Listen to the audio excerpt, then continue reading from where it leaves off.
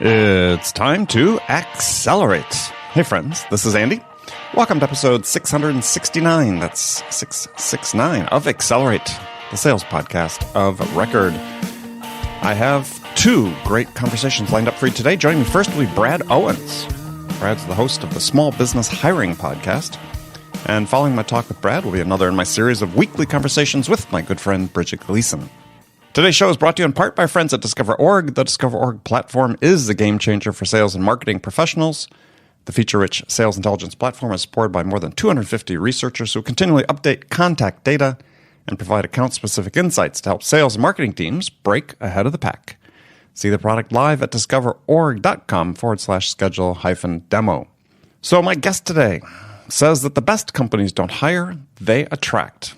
So that's the philosophy of Brad Owens, who is joining me first here. Brad is the self-styled Robin Hood of hiring, and we'll get into what that means. And then we'll dig deep into how to find and hire the best sales candidates, actually sales candidates that you want to hire. So among the topics we'll get into today are why your company needs a magnetic culture, why you need to start there in your recruiting efforts, why marketing and recruiting need to work side by side, and why you need to attract the type of person you want to hire. Not recruiting. How do you attract the type of candidate that you want to hire? And also, we'll talk about why Brad believes you need to throw out the standard interview process. All right, here we go. Brad Owens, welcome to the show. Thank you so much for having me. Really appreciate the platform. Oh, well, hey, we're going to hopefully have a great conversation for people today. So you are the self-styled Robin Hood of hiring. That's me. So I love when people give themselves, I've interviewed the Bruce Lee of sales and so on. So what makes you the Red Riding Hood, the Robin Hood? You could be the Red Riding Hood of hiring as well if you want to be, but maybe. We'll start with the Robin Hood. So what makes you the Robin Hood of hiring?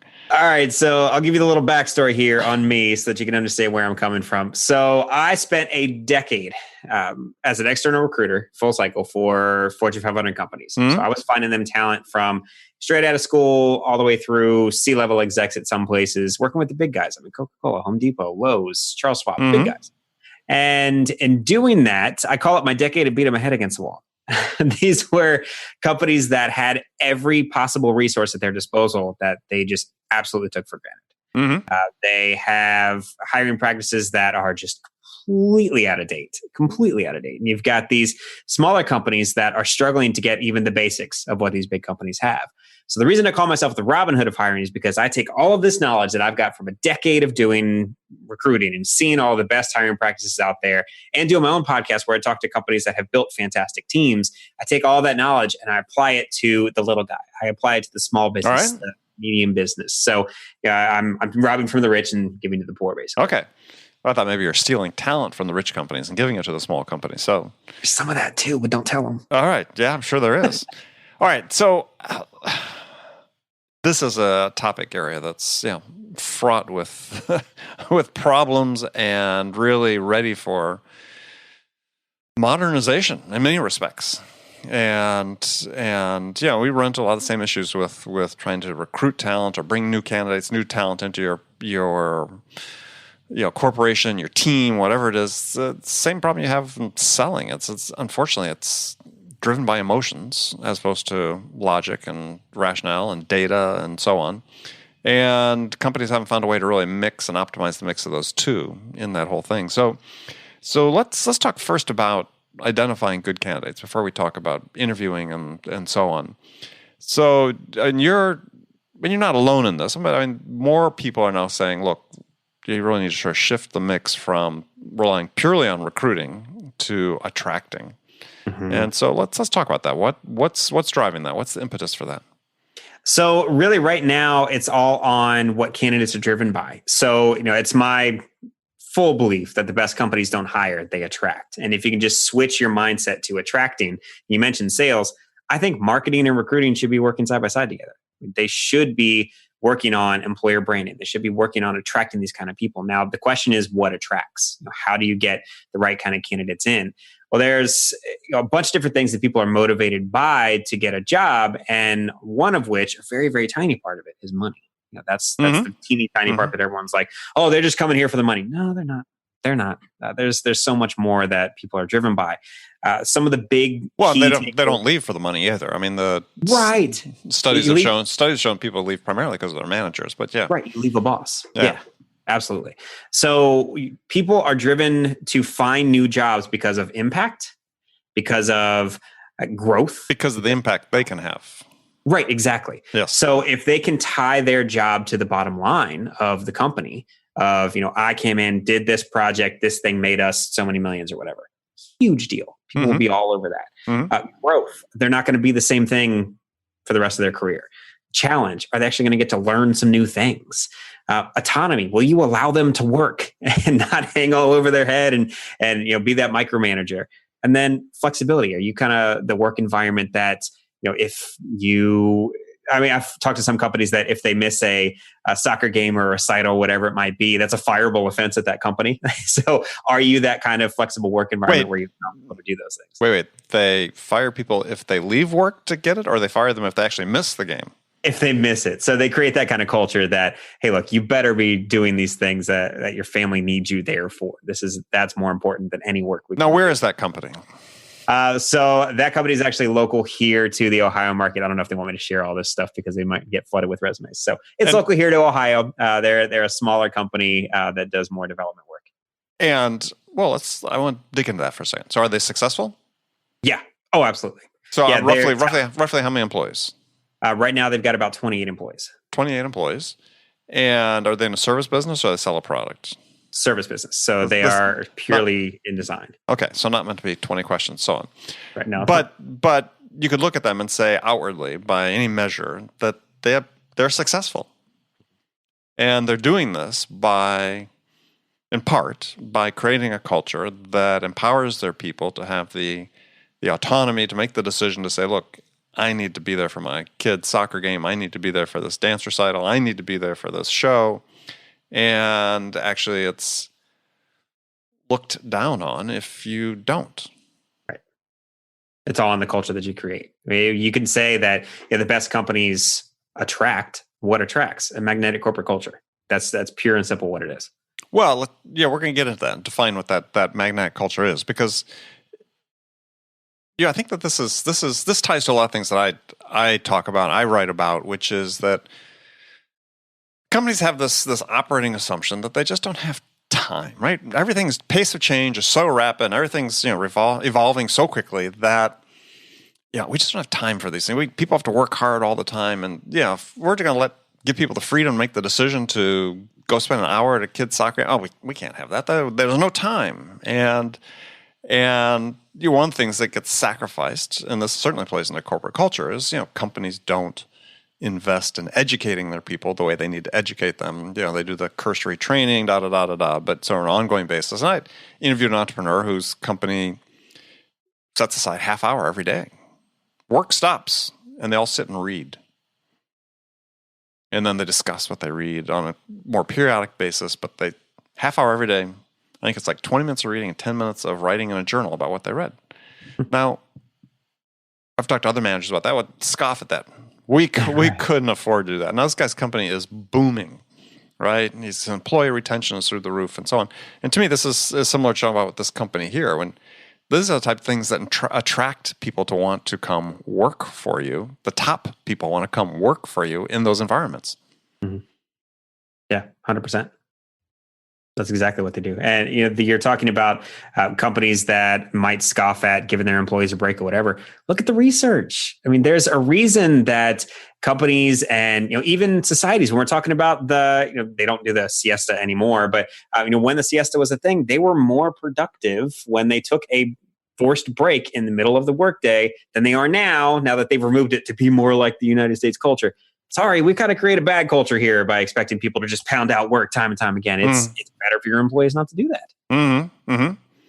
All right, so define a magnetic culture, because again, your premise is that the companies need to be attracting talent rather than relying purely on recruiting.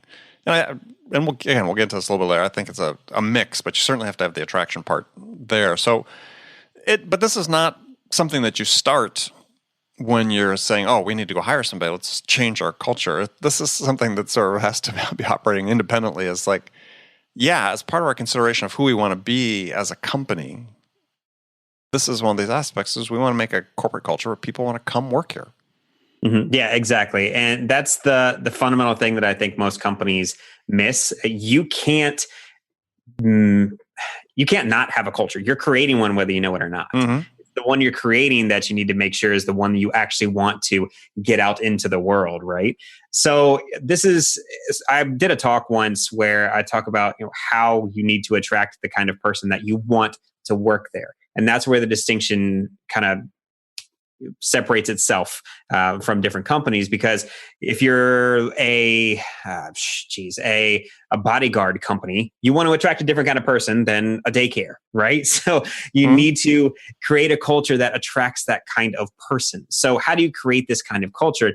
I don't think it has anything to do with the work environment. If I'm completely honest, I think all work environments need to have the same core elements in them of this autonomy, flexibility, impact, that sort of thing. You need to have that in every workplace that you're in.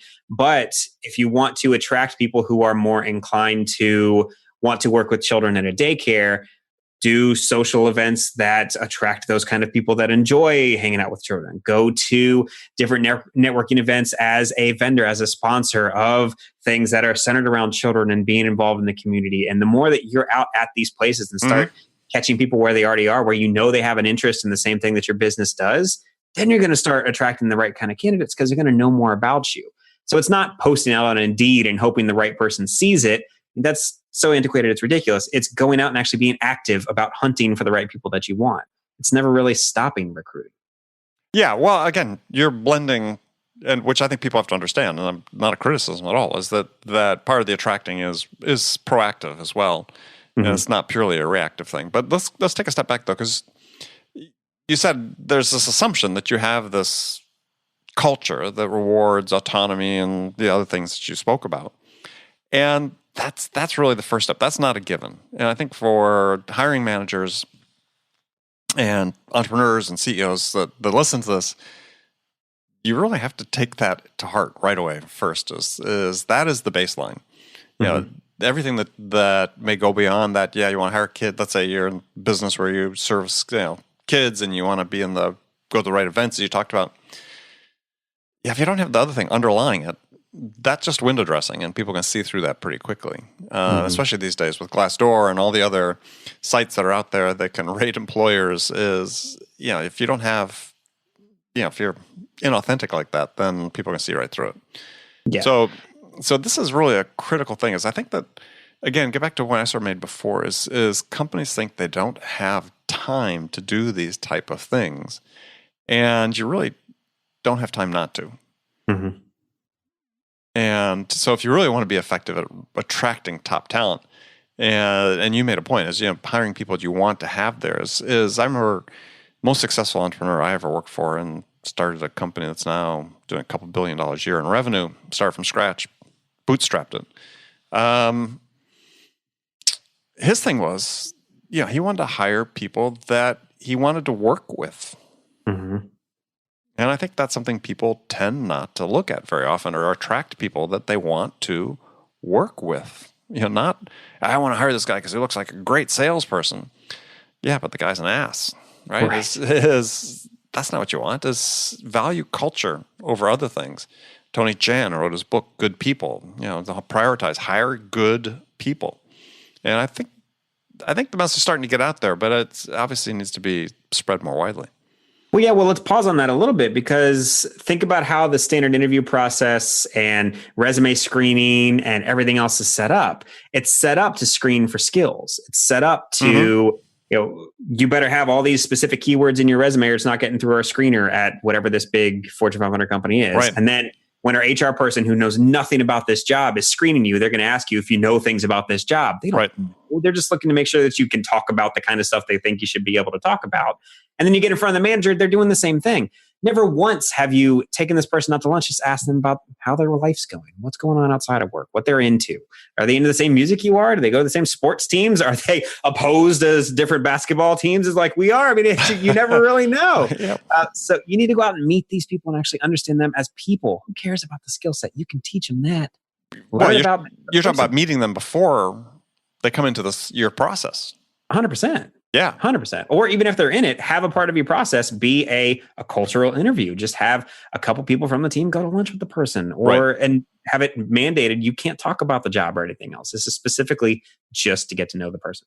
Yeah. I mean, I call those values and characters questions. Mm-hmm. And we don't tend to put it in the stark terms because when you talk about values and character, suddenly people think you're being judgmental. But the fact is, you have values as a corporation. I'm not talking about necessarily the personal values, but yeah, it is personal. But I mean, that's fine. Not everybody is the same. Not everybody is meant, to fit into the same organization. Do they have values and the character that align with your organization, the culture that you've hopefully consciously established? Not what you sort of think, but you consciously have. Mm-hmm. Yeah, and I'm with you. And one of the big things that I do around here, I have a core value for the business that's just called Eat That Frog. And it's have difficult conversations, get everything out on the table, just don't sit on something. Mm-hmm. And when I'm interviewing people, when I'm talking to people that I want to bring into the fold here, one of the first things I say is, tell me about the last difficult conversation you had. And I want to know, what came around that and why they felt that it was difficult and what about sharing that information was difficult for them. Because the people who kind of stumble and just want to brush aside problems and push them under the rug, they don't fit in around here. It's that they're not going to enjoy being around us because we don't sugarcoat anything. We want to make sure that we're honest above anything else. So that knowing that about ourselves and about our values around here, make sure we don't hire people that don't fit in with that. Yeah, well, that's an interesting question because you can imagine a lot of people probably just try to evade it altogether, right? I haven't had a difficult conversation, so, that says a lot about you as an individual, right? You avoid those situations where you need to have the difficult conversations and be clear and direct. Yep. 100%. So let's assume that we've put this culture in place and we have the magnetic culture, and now we want to attract candidates. You talked about going to events and so on, but what's sort of the playbook for attracting people that will fit and align with your corporate culture? Well, the basics, you need to make sure people know what it's like to work there. So here's a quiz for every business owner, every other CEO, whatever in your company right now. Type in your company name and then LinkedIn into Google. Mm-hmm. If you do that, the result for your company page on LinkedIn says, find out what it's like to work at blank, whatever your company is. I guarantee you, if you're not focusing on this stuff, so probably about 90% of companies, if you click on that, your LinkedIn page says nothing about what it's like to work there. Sure. Simply just an advertisement for your company. Right. Even LinkedIn wants you to put this stuff out there on LinkedIn. Do it. Put something on your website. If I can't go to your website and go to your careers page or an about or whatever and find out what it's like to work there, you're going to lose out on candidates. Here's the 4-step process that every single candidate who's really evaluating if they want to work for you will go through. Mm-hmm. Find your job ad somewhere on Indeed, Monster, LinkedIn, Facebook, wherever they find it. Right. And they're going to read that. That's their very first introduction to you as a company. I guarantee if you look at those, again, 90% of the time, you will see just a straight list of a wish list for the company. Mm-hmm. There's no, here's what it's like to work here. Here's why you'd want to work for us over everyone else. There's none of that. Right. That's the very first step. Make sure that actually has something in there about what it's like to work there. Well, then they're going to go to your website. Yeah, so let's stop. So people need to understand that's a marketing piece. Yes. So that's the distinction I think a lot of companies fail to understand is, people want to be sold, right? I mean, they want to be convinced. They want to be influenced. They want to. So market in that piece. Don't just, as you said, have a cold listing of a job description. Right. Sell your job every chance you get. Mm-hmm. Every chance you get, and your company. And then after they see that job description, they're going to go to your website. They're going to try and figure out more about you and what it's like to work there. They're going to go to a website that you have developed to be client or customer centric. They want to find out what it's like to work there. So you've got to look at your website and say, do I even address that at all? Mm-hmm, mm-hmm. And then once they're there, they'll find out your different social media profiles and they'll go to those. I've seen the best companies that I've interviewed that have been voted best place to work 7-8 times in a row. They have a what it's like to work here or life at whatever this company is social media profile. They'll have like an Instagram dedicated to that or Twitter page dedicated to that. And it's very clear what they value at their organization. And they give everyone props for different awards they won or whatever it is. And it just shows you they care about their people. They understand what it's like to work there and they want to advertise that. So, once they've gone through those steps, then, you hit the popular at the Glassdoors, the Indeed. Those have ratings for your company and they'll go out to those and make sure it's okay. And once they've done all that, then they might apply. So it's from the very start, it's marketing, it's sales, just like you said. You need to make sure you're selling your job of why people don't want to work there and getting that out using, what all of this in together is called employer branding. That's people tend to think that's GE does that or Coke does that. No, everyone should be doing that on some level, that you should know what it's like to work there. Well, the interesting thing is listening to you talk about that is that, the best candidates are going to go through that process. I mean, there's still the phenomenon of the fact of, people are just going to go through and they're going to go to every site and look for jobs and they're just going to paper you with resumes, whether they fit the profile or not, right? Yeah. So it gets back to a question we had earlier is, okay, well, how do we really screen the people that are coming in that really are those people who put the effort in, say, I've done the research. I've looked at the social media profile for what it would like to work there. I've gone to the website. I've maybe gone to Glassdoor, Indeed, or one of those. And I want to be here. I think I'm a great fit. How do they make sure that their resume gets the attention that it needs? So to screen for these types of candidates, you want to make sure that they've done their homework, right? So if you've got 100 applications coming to you of people who are simply just sending you their resume, no cover letter, no nothing, you need a way to make sure that you don't have to pay attention to these people. So instead of all of these standard, HR applicant tracking systems and everything else, I tell people to have just one little bit of homework. The rule is no more than 3 clicks, no more than 3 minutes to do it. But if you can keep the one little tiny piece of homework under that, it does the screening for you. So what I suggest, give an example. So what I'd suggest most companies do, if you've gone through the process of making these core values, put in your job ad, notice I didn't say job description, job ad, marketing, sales.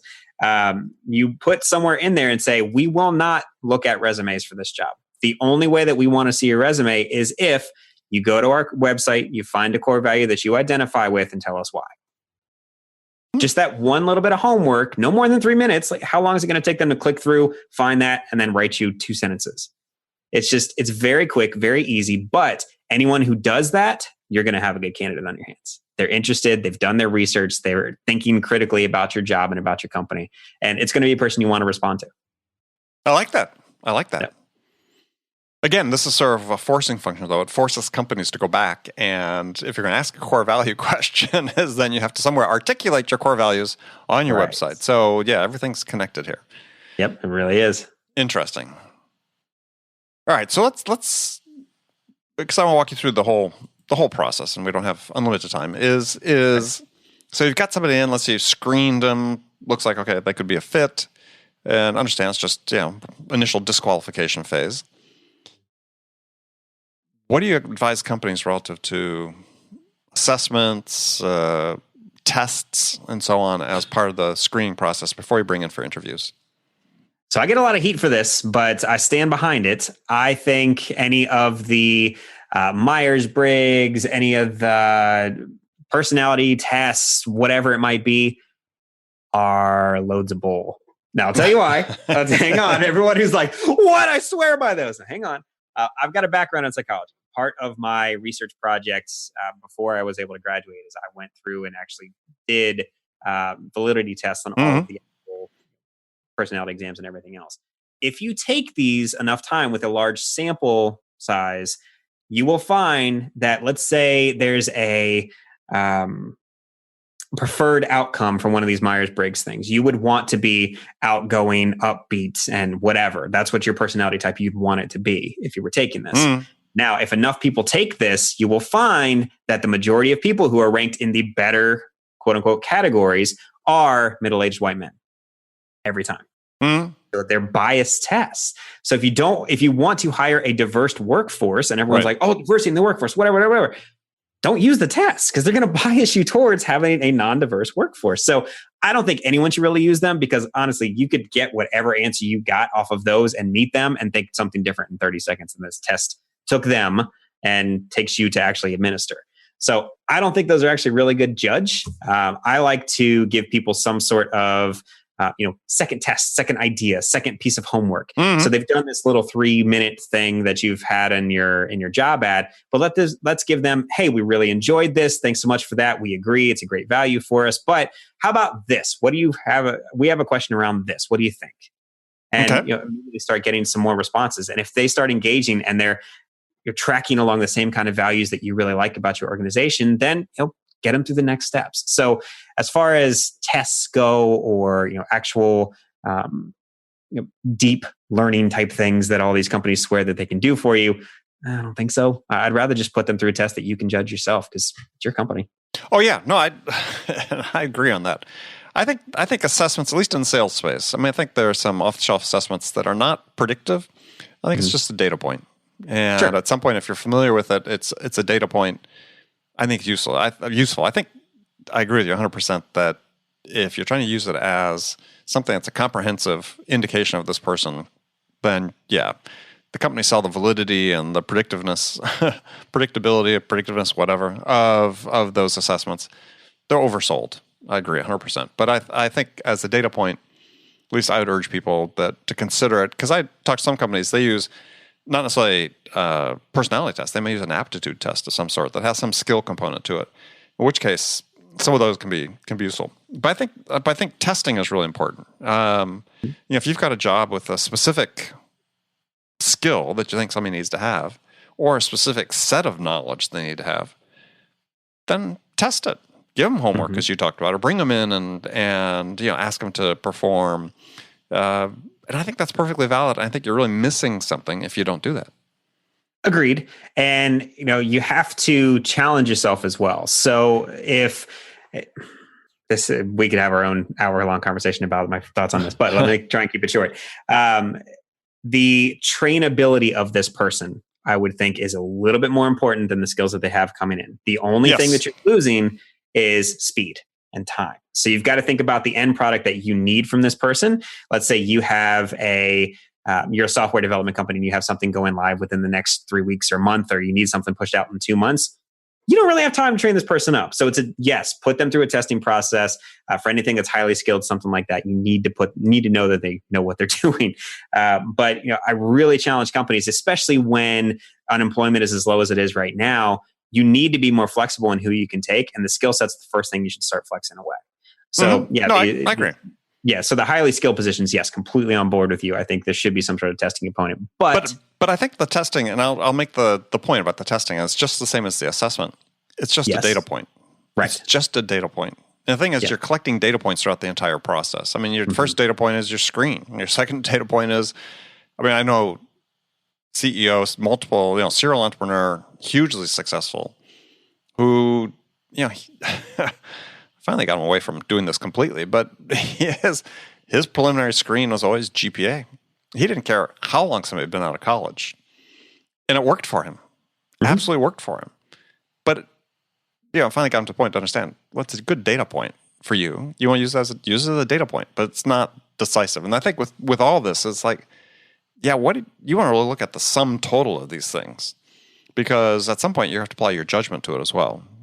You collect all the data you want, and then ultimately it becomes a judgment call as to whether you think this person is a fit or not. So I believe with testing, say you're selling in a technical space and you give somebody a test and you just want to understand what they know, that's fine. You can set a criteria. Look, they need to score 70 on the test. That's fine. But it's a data point.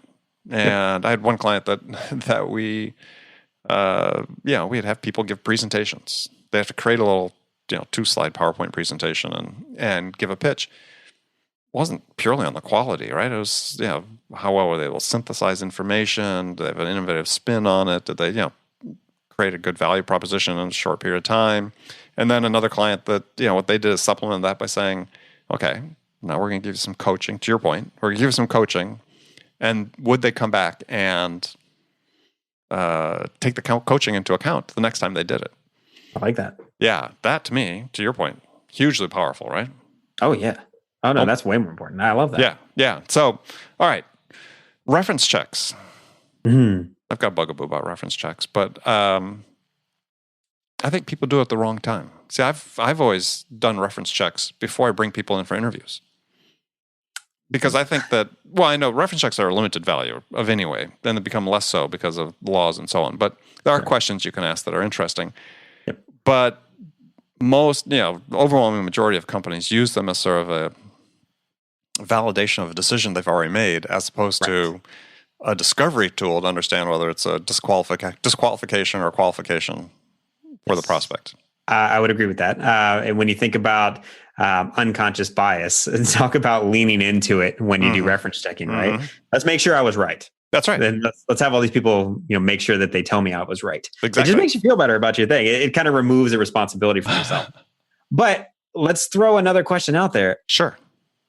How many times have you found someone that is a good employee that has someone that's going to speak ill about them as a reference? Who's going to do that? The people who have made it that far in your process, are they really going to give someone that says, I was a boss that fired them that hates their guts? They're just not going to do it. We've had people choose their mom or their long lost cousin because they don't have the same last name, but they know that they're supposed to talk nice about this person. And it's all over the place. Yeah, well, I think the context that people need to think about references in is you've got 2 or 3 good candidates. You've got small differentiation between them. The references might make a difference at that point. I mean, I have somebody who, a recruiter actually gave me this question, which a long time ago, which I thought was a really interesting question to ask for references, is saying, hey, if you were going to be this person's new boss, what advice would you give them about where this person needs to work on and could improve? Mm-hmm. Well, it just gives you another data point, right? Yep. And I think that if you get good candidates, the differences are going to, hopefully, once they've got that far in your process, be fairly small. Again, it's a data point to help you make a decision. Right. Again, just collect all the data, make sure you get it all in front of you, and then make a decision. All right. So last one we get into before we have run out of time here is interviewing. And companies are still horrible at this. Mm-hmm. And you go, mm-hmm. So what's your recommendation about how people should interview? Oh my goodness. Okay. So hiring just in terms of interviewing, completely broken. I've done entire presentations. I think there's an entire book that I can write about this stuff. But let's keep it very short. I think behavioral interviewing is good in that you're asking situational questions. You're asking them about things that have happened in the past. But everyone knows the STAR format is associated with behavioral interviewing. For some reason, interviewers have been using the STAR format. It's not meant for you. It's meant for the interviewees so that they're less nervous about answering your awesome questions. So explain to people what the STAR format is. So the STAR format is how you're supposed to answer a behavioral question. They give you a question like, tell me about a time when, fill in the blank. And the STAR interview format is supposed to be that the interviewee answers with the situation, tasks they had, the actions they took, and the results they garnered. Got it. So that's for the interviewee, but for some reason, even companies, I'm going to call them out. Coca-Cola has an interview process where they sit with a star on their sheet in front of them while the person's answering their question and make sure they get to the S, the T, the A, and the R. You're not interviewing for the context of the question at that point. You're interviewing for if they're in compliance with answering the question. Right. So not great. So I want to separate completely from behavioral interviewing. I've come up with what I call attributional interviewing. So attributional interviewing is from all the thousands and thousands of interviews that I've helped people through, helped companies perform, all of that. There are some attributes that have come out that pretty much guarantee, I'm not going to say guarantee, how about almost guarantee, that this person will be a fantastic long-term fit for you. So it's not that you're looking for them to have a specific skill or whatever else. They need to make sure they have these attributes about them, things that aren't teachable, that you can make sure that you can do something with.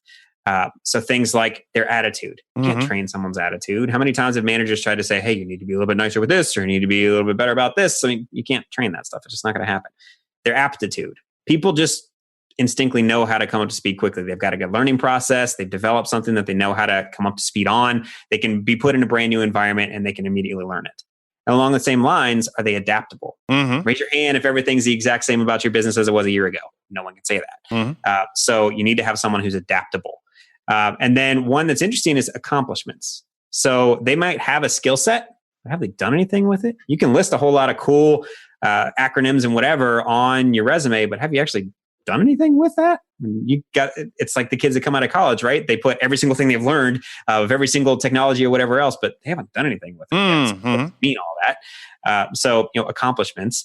And then you've got appreciation, which is an interesting one because people who are appreciative, humble of their accomplishments or things that have happened in the past, or realize that they weren't in this all together. This is a team effort. They realize that they've gotten guidance from people along the way. Those are the kind of people that you want around you that understand that it's not just an individual kind of thing. And then the easiest one that we've been talking about this entire time is amiable. Do you like the person? Will you get along with them? It's the biggest gut feeling one.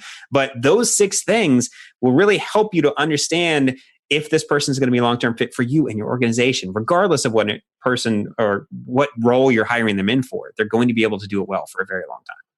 Yeah, well, I think I like that. I'm going to remember those, or I might email you and get those, or listen back to the interview. And get how about this? Yourinterviewguide.com. I'll just send everyone there. It's yourinterviewguide.com. Okay. Yeah, you can download it. It's got all the attributes and even some example questions you can ask. That'll make sure you're getting those from your candidates. Right. So and I'll tell people if you're listening to this, I think state of the art these days in interviewing, if you're really paying attention to what companies are doing, is you're not sending, if you have somebody come in and they're going to talk to 4 people, is develop those questions that attack those 6 A's that you came out with. Everybody asks the same questions in the same order so that you have a frame of reference when people start comparing and looking at answers, as opposed to everybody showing up in the interview and say, I've got my favorite question that I asked somebody. And it's like, how many restaurants are in LA? That's right. Right. Well, right. Whether it's a trick question or just, give me your strengths and weaknesses, blah, blah, blah. Right. The fact is we're horrible at hiring in general, and everybody's horrible at hiring. So the more you can make it a process, the more you can standardize it. And I love the 6 A's. Those, I love the fact they all start with A, is that then you increase your odds of success of finding someone. It's gone through a pretty rigid process so far. You get this last part, it's really critical. And maybe I still believe you have one person go through a deep dive on the resume, maybe the hiring manager or so on, but everybody else, give them questions and use it as data points again. So then afterwards, everybody gets together, you compare the data. I like to create a scorecard for somebody as they go through their process. You got, 6, 7 data points. You've got a benchmark. We're going to hire anybody that scores below X. And then after that, it's a judgment call. Mm-hmm. Yeah. And I know the look. I'm envisioning everyone listening to this right now, just getting this wide-eyed look of, oh, God, this is a lot to change. No. What we're talking about here is have a system. Yes. Just understand that you have one. It will be bad when you start. The fact is, if you have a system that you're doing consistently, you change the part that allowed a bad person to get into your organization. So change that next time, it won't happen again. That's what you do. That's why you have data, right? That's why I think if you have the scorecard and you've created a benchmark and said, oh, this person didn't work out. Let's look at the scorecard. Oh, okay. They scored low in this particular attribute. And one of the A's, let's say, yeah, let's be focused on that one. Oh, we've had 2 now done that. We need to change. Mm-hmm. There you go. Yeah. So as long as you know that there's a system and you're able to change it, you'll be just fine. All right, Brad, unfortunately, we're out of time. We're gonna do this again. This was a great conversation about this absolutely important topic. So other than interviewguide.com? Yeah, yourinterviewguide.com. Your interview guide. Any other place where people can reach out and find out more about you? Well, if this is stuff that you geek out over like me, you can go and listen to my podcast. I go and I talk to companies that have been voted best place to work and CEOs and thought leaders and all these people who create great cultures and ask them how they build their teams. I mean, we go through their favorite interview questions and their process, and we just kind of dissect all these things. And that's where all this comes from. So just go to smallbusinesshiring.com, and that's what gets you all the episodes. We're up to 104 now. So we've got lots and lots of things you can go back and listen to. My suggestion is start with 100, because that's basically a recap of 1 through 99, and work your way on through there. All right. Excellent. Brad, thanks a lot. Great to meet you. Thank you. Pleasure. Thank you, Brad. Again, that was Brad Owens. Brad's host of the Small Business Hiring Podcast. Joining me next on Accelerate, as always, at this time is my friend Bridget Gleason. Bridget is Vice President of Sales at logs.io. And today, Bridget and I are going to talk about our summer reading lists. Now, these are always popular episodes when we talk about books. And today we're going to dive into the books that we're reading this summer for work, for sales, and just for fun. So let's jump into it. Bridget, how are you doing? Andy, I'm doing great. Fantastic. It's so funny now that we're doing this on Zoom and that we're eyeball to eyeball. Eyeball to eyeball. I know. This is really, we've really taken the next step. Yeah. Podcasting relationship. Right. We need to stop meeting like this. I know. Don't let anybody know. That's okay. Your biggest fan is Vicky, my wife. So and likewise. She listens to every single episode. So I know she likes it because I don't always agree with you. Yeah. Well, nor does she. We were talking on the phone. We were talking on the phone today. And I forget sort of how it came up, but she just sort of jokingly said, "Well, it's my job to tell you what to do." I thought, aha! Now the secret comes out. Now I always wondered what your job was. I wonder what your job was. Now I know. Tell me what to do. Yeah, somebody needs to. Hey, so you just had a nice vacation in Canada. Said hello to all of our Canadian fans up there. Hello to the Canadian fans. Was in beautiful, beautiful Banff, which was just stunning. Are you hearing music? Got music. You've got music. Apparently. Isn't that funny? I like it. We don't know why. We don't know. That was a strange thing. I didn't touch my iPad. I used my iPad as my monitor, and suddenly it just started playing. I know. So that must mean something. It's a sign. I don't know what it's a sign of, but it's a sign. Well, it's interesting we were talking about vacation because that was actually the next song up on that particular album is a song called I Need a Real Vacation. So there you go. Fate talking to us. So I think I brought that on. I'm talking about beautiful Banff. The music starts coming. It sounds like appropriate background music. Yeah. Yeah, it wasn't long enough. Yeah. So, Banff really just our annual family reunion. Every year we go somewhere different. And this year was beautiful Banff. And it was just wonderful. Yeah. No, it's on my list. On my list of places to go. I really want to go. So I bump it up. Yeah, it is. Well, as I told you before we started recording, is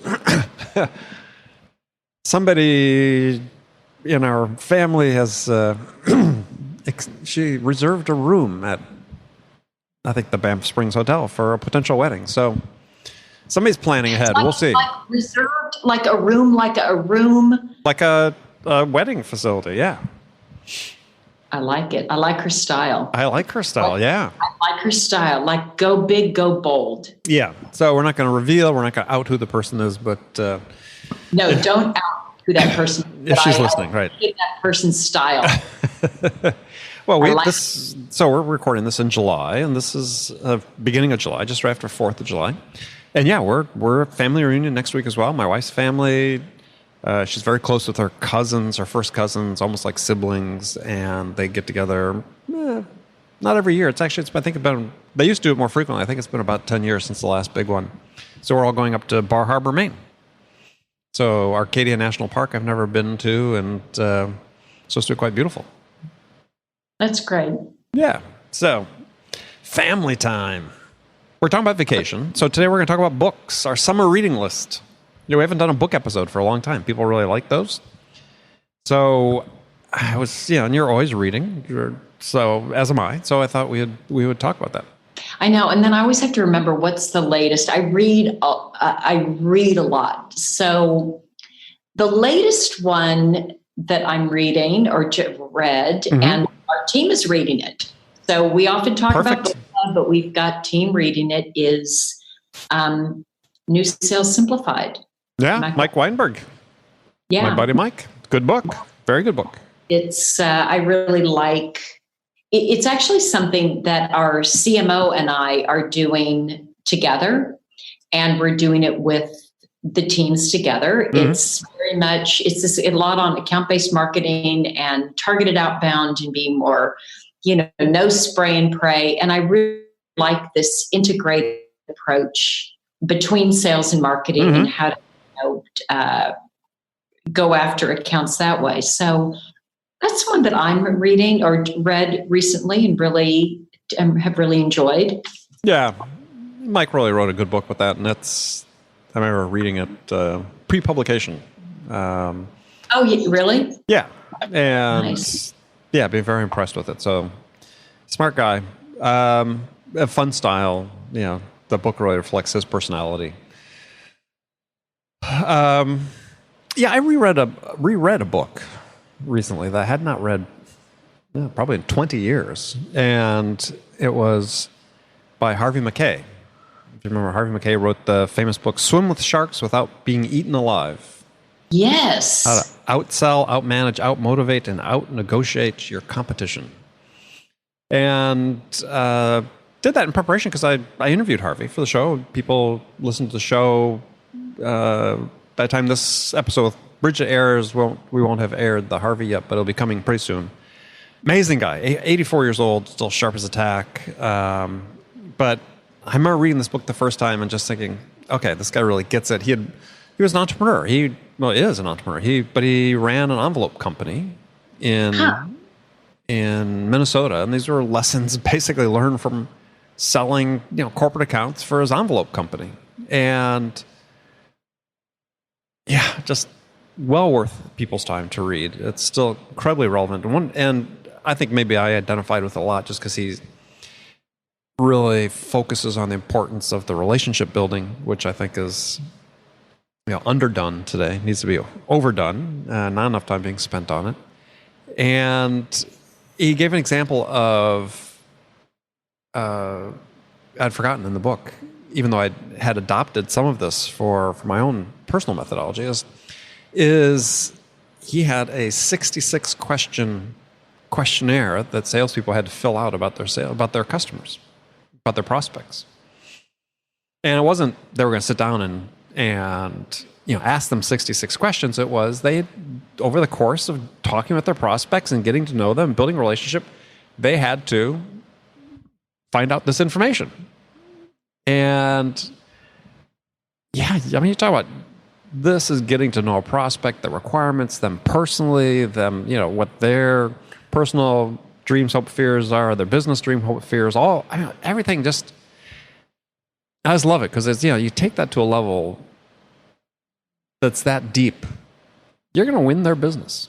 I mean, you dramatically increase the odds of winning somebody's business and being that intimately familiar with their business and their needs and requirements. And I thought that was just one example of something that I certainly didn't put together a 66 questionnaire. But it wasn't unusual for me to say, there's like 20 bits that I should know about somebody and keep track of those. I think the challenge I find in that, I think it's wonderful, is customers giving the time. Person the time. Well, but that speaks to the point is you have to have value, right? If you don't have value for them, if you're not relevant, then they're not going to give you the time. And so it's, it doesn't operate on a single level, but if you understand the product you're selling, the value you deliver, if you understand how to ask questions of the customer about, surfacing what their real requirements are, their vision of where they want to be, how you can help them there. You get time, but you have to earn that time. It's people don't give it out lightly for sure. No, they don't give it out lightly, but I do like and appreciate just that personal and really getting to know them and spending that time and not just being brochureware. Yeah, well, it's still a people business. We are still in a people business. I don't, we can put as much automation as we want into sales. It's still a people business. The technology is going to help us, and it is helping us in some respects. But fundamentally, it's still a person business. It is still a person business. That's true. So, yeah, it was really a pleasure to talk to Harvey, and I really urge people to grab the book. It's an easy read. It's a great book. A very personally written. His personality really shines through in it, and he's good Midwestern wisdom. And he still lives in the Twin Cities. So, excuse me, I'm losing my voice. This is a long day of interviews. Another one I read that I just spoke to the author today before I was speaking to you. fascinating book. You'd love this book, and I think everybody out there would love it as well. It was a Wall Street Journal bestseller written by Eric Barker. It's called Barking Up the Wrong Tree. Oh my gosh, I'm so glad you said that, because I've got, just when I tell my book next, you'll know why I'm having this reaction. Okay, what's it called? Barking Up the Wrong Tree? Barking Up the Wrong Tree, the subtitle, The Surprising Science Behind Why Everything You Know About Success is Mostly Wrong. Yeah, I've heard of that. And yeah, I mean, it has sort of 5 or 6 themes he develops about success and... it's on my reading list. That's why. And mindset, but it's fascinating. I mean, it really makes you think about, well, several things. One is why we personally might be successful, or how we become successful in terms of not just skills, but also mindset and stories and. Gosh, I mean, it's just our outlook on life, the difference. Yeah, he's got funny stories about, science showing that, he talks about leaders, the 2 types of leaders being filtered and unfiltered. And you look at the description, it's like, this book was written before the current president assumed office. And the unfiltered leaders, can be quite problematic for, because they overturn structure and tradition and so on and so forth. Sometimes can be effective, sometimes they're disasters. But, it's like, oh my God, this was, now I know the type, right? Now I can put a name to the type. But it's just wide-ranging and probably not doing enough justice. But it's one of those books where, as I told him, I said, I probably would have been smarter and better off had I decided to just highlight the things I didn't want to remember, because that would have been fewer words than the notes I took. Yeah, it's just That's so funny. Pages of yellow. And so this is what you think about success that science proves isn't.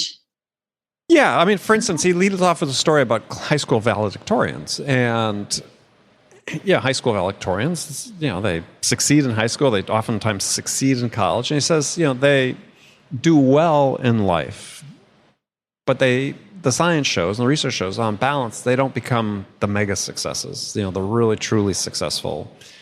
And he said that's in part due to the fact that, they're valedictorians because high school and college have rules. And these are rule followers. They know how to play within the system and do a good job. Whereas if you look in the business world, especially in entrepreneurial ventures, but not even necessarily, those who succeed oftentimes in a corporate world are rule breakers, right? I mean, to some degree, rule breakers. They shape the environment to fit their skills and their needs. And this, I've talked about this many times. I think on this show as well. I believe top salespeople, the ones I've worked with, the ones I've done work with, the ones I personally worked with earlier in my career, even me to some degree, rule breakers, the top ones. Yeah, the Enablement process, but they shape the process to fit their strengths and their unique capabilities. And so, he talked about, valedictorians do okay, but they don't do great. And the ones that do great are... Interesting. Yeah, I mean, he talks about... I was looking through the notes I'd had for I was doing him is, he's talking about being the best is really just about being the best version of yourself. How do you achieve that? And talks about, it's an interesting part that relates to sales, talking about, sort of a pessimistic outlook versus a confident or optimistic outlook. He said, ironically, the science shows that pessimists actually are realists to some degree, right? He said, a pessimist's forecast is more often right than an optimist's forecast, but the optimists are more likely to be successes than the pessimists, because the pessimists see the limitations, right? They have the fears of stepping outside the bounds and not being rule followers, where the optimists are like, maybe a little Sally Sunshine when it comes to my forecast, but I'm more likely also to hit the home run because I spot the opportunity that maybe somebody else doesn't, and I go for it. I said it. No, I'll read it. I like it. I like to be challenged around just assumptions that I have and ones that to some extent we may all have, or at least that our society. Yeah, well, like I remember reading something a year ago about some research, I don't know if it's out of Gartner or somewhere, saying that, people who are salespeople who are too responsive, meaning too giving, don't do well. And, they're citing studies, he cites studies in the book showing that actually, ironically, givers may be at the bottom. And then there's takers, people who take more than they give. And then there's matchers, people who give as much as they take or take as much as they give. He said, but at the top, in terms of income earners and so on and successes, are the givers again. So, there could be too much giving. But the fact is that people are, based on the research that he was citing, is people who are more successful, have a tendency to be more of a giver than a taker or a matcher, right? And they tend to be more in service to others than expecting something from the world. That's great. Yeah. I think I read a blurb about that. Just the givers, the takers, the matchers. Yeah. So I highly recommend it for people. So that was one. You got another one? That was Barking Up the Wrong Tree. Barking Up the Wrong Tree by Eric Barker. And I said, okay, is this, the title, play on your name? He goes, yeah. Okay.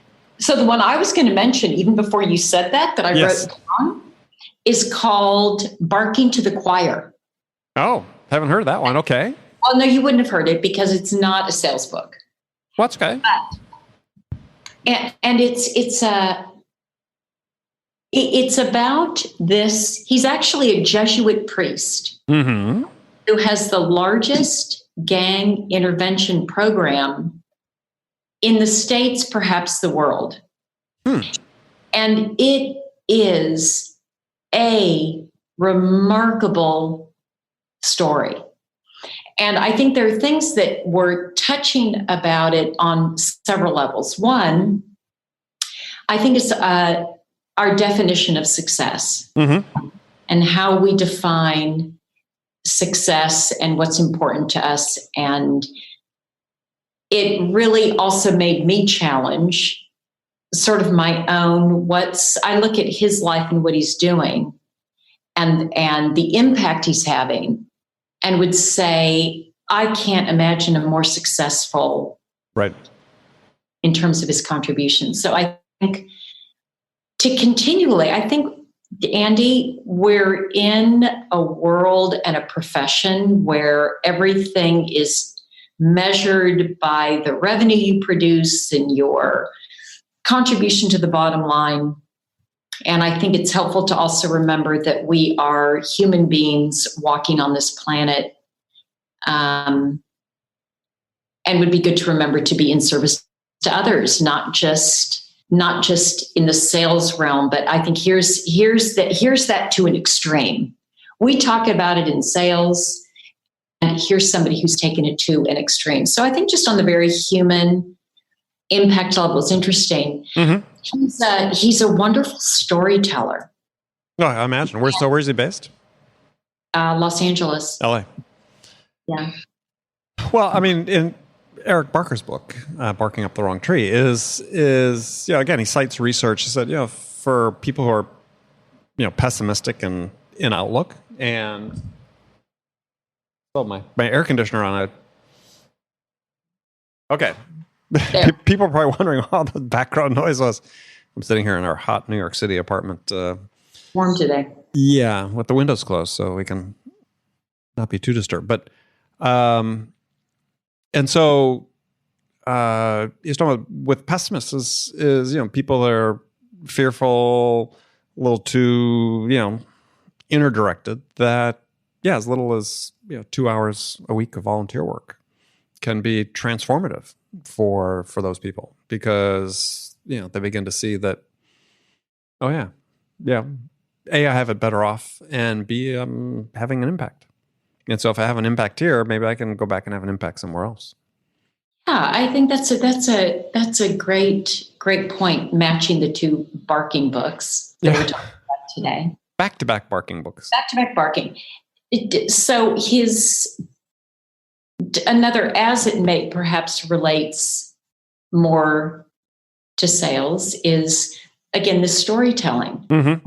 And it's what people remember. He's a wonderful storyteller. And Andy, he loves what he does. And it is so evident. And that part is also contagious, to really love what you do and to be able to communicate that and find, joy and pleasure in it. I think that makes it also really powerful. And to your earlier point about, this questionnaire and really getting to know your prospect, I think he also has not shied away from really getting to know this population he serves. And if there's ever going to be a challenge of getting to know a population, our prospects are pieces of cake compared to that. Yes. Compared to that. And sort of what's required to get someone to open up to you and to trust you. We talk a lot about trust, getting someone to trust you and to deliver on that and to be consistent. So I didn't think about it so much in the sales context as much as I thought about it in, first of all, he built an amazing business. This is not just give me money and I'm going to go make a donation. He said the best way to prevent a bullet, the best thing to prevent a bullet is a job. A job, right. Give people jobs, absolutely. So he's just created this very big organization. But I think the thing that you're getting at, though, and we said it wasn't a sales book, but anything that talks about trust, anything that talks about relationships, as this whole premise of what he's doing is based on trust-based relationships, right? If he doesn't get the trust of these gang members that are, that are cities and governments and institutions unto themselves, then nothing they does ever is going to happen and have any sort of success. And that that's the point I keep trying to stress with people is sales is life, right? It's life. How do we get through life? We build relationships with other people. We don't go through life as a solo entity, right?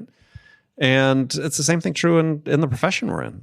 Is we're dependent on having relationships with people, both external, the customers, as well as internal, the people that have to support us, to help us, enable us to get this job done.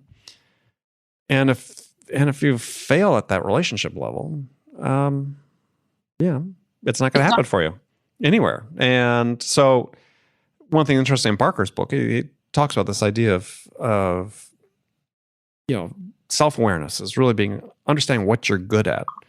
And in sales, there are people who are good at various aspects of it, and that's okay. Or they approach the same task differently, right? None of us form relationships the same way, even some of the basics are the same. But it's what he talks about is the importance of understanding your story. And I think that's really important is, what's your vision of yourself? What is your story? What do you say to yourself? Because, if you believe your story, then, if you can believe that, hey, I'm a really successful salesperson, your heart and soul, and you've got the skills, then you probably will be. Yeah. And I think also in salespeople generally, I know I am, are very driven by a goal, like to have a goal, a purpose. Early on in sales, when I was at Xerox, we used to, every quarter, sometimes we would have an annual, we would put up a picture of what we were going to do when we hit a certain number or got a target or did your vision boards. Yeah, like your vision board. This is what's driving me. And I've sort of done that throughout the years of having different things. I just have this vision that really motivates and drives me to this point. And I would say for me, listening to Barking to the Choir, oh, Andy, I don't think I would be good working in a gang intervention program. I feel I would try. I want to try it, but I just feel like, oh my God, I'd be such a spaz. But what drives me is I would definitely I would love to spend more time and get involved. And so I look at that as all right, do the startup thing for a while, but V2, Bridget, I think we're well past V2, by the way. Okay, well, whatever. V some big number. I know. I've been through several V's already. I know. Okay, V big number. Right. V big number. That would be really inspiring. Yeah. Well, I think so, and I think some similar message I was taking away from Eric Barker's book because his research shows that actually people earn more money when they devote more of their time to charitable or that type of activity. Being more personally involved. I mean, it's easy enough to give the money. It's harder to give your time. Yeah. I think that's, for me, it's sort of like you. That's the next thing is, now time. Yeah. And to Andy, that's not something I have a surplus of right now. So no. that'll be a good motivating next step. Mm-hmm. Very much so. Okay. We're done with this one. We'll talk about books another time. We won't wait so long because that's a favorite topic. Right. I know. Then they stack up. That's right. Okay. Bridget, until next week. Until next time. Okay, friends, that was Accelerate for the week. First of all, I want to thank you for joining me. And I want to thank my guest, Brad Owens, and my partner in crime, Bridget Gleason. Join me again next week as I am joined by my guest, Jill Stanton. Jill's the co-founder with her husband, Josh, of Screw the 9 to 5, which is all about building a lifestyle business that enables you to live your life and build your business on your terms. And which, as you're here, Jill and her husband, Josh, have done a good job of doing. And of course, no Accelerate would be complete without swapping stories with Bridget. As always, she'll be joining me for our weekly conversation. Be sure to join us then. So thanks again to our sponsor, Discover.org, for their ongoing support of Accelerate. And thank you again for joining me. Until next week, good selling, everyone.